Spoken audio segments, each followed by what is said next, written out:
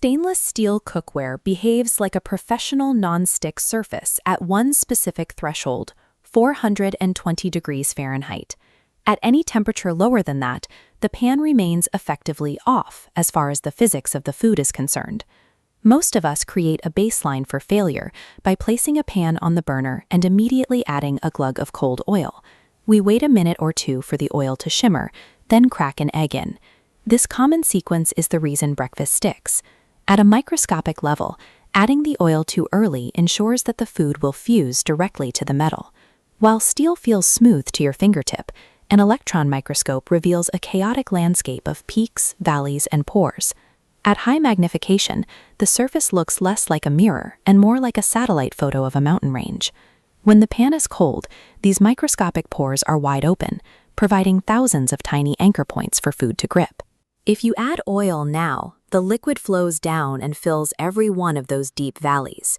As the pan heats, the metal expands. Those pores shrink and close like a clenching fist, trapping the oil underneath the surface of the steel rather than allowing it to float on top. Because the oil is locked away, the egg hits bare steel. The proteins bind directly to the iron atoms, and the food fuses to the pan before you can even reach for a spatula.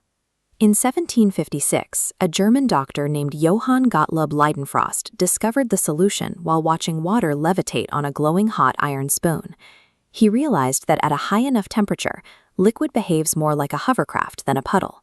When water hits extreme heat, the bottom of the droplet vaporizes instantly, creating a microscopically thin steam cushion. This vapor layer physically holds the rest of the droplet up, preventing it from ever touching the metal. On a stainless steel surface, this threshold is exactly 420 degrees Fahrenheit. This is the precise point where water stops boiling and starts surfing on its own vapor. Pans cycle through 3 distinct stages to get there. Below 200 degrees, water simply wets the steel and evaporates through normal contact. Between 200 and 350 degrees, you hit the sizzle and splatter of nucleate boiling. Here, the water is touching the metal and forming frantic bubbles that break the droplet apart. If you start cooking during this noisy phase, you will fail. The stable vapor cushion has not yet formed, meaning your food will still make direct contact with the steel pores. Imagine you flick water into your pan and it shatters into dozens of tiny, frantic droplets that disappear in seconds. Based on the thermal stages, is the pan ready? That fragmentation is the signature of the nucleate boiling phase. The surface is still under 350 degrees and requires at least another minute of heating. Reaching the correct temperature is vital because of protein chemistry. Molecules in eggs and meat contain sulfur groups that actively seek to bind to heavy metals, like the iron and chromium in your pan. When these molecules lock hands, they form coordination complexes. The protein grabs the metal refuses to let go, and your dinner begins to tear. At 420 degrees, the moisture inside your food triggers the Leidenfrost effect. A microburst of steam erupts between the iron and the food, physically blocking that molecular handshake. While the food hovers on that steam, the heat denatures the protein.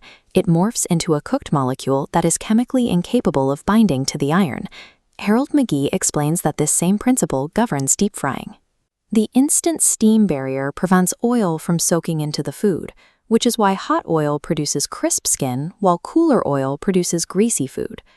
The moment a piece of chicken finally releases and slides across the steel is the moment the contact patch has finished denaturing. The proteins that wanted to bind to the metal have set into a stable, cooked surface. To execute this perfectly, start with a dry pan over medium heat.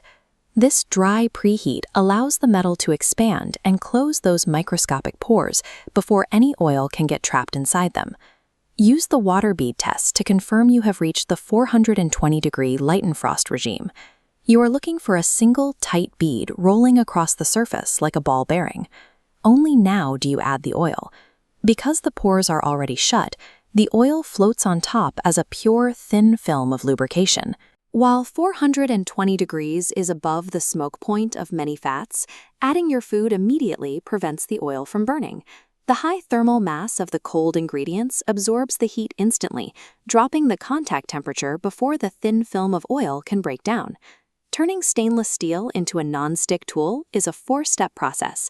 Heat the pan dry, Wait for the water bead at 420 degrees, add your oil, and have patience to let the proteins finish their chemistry.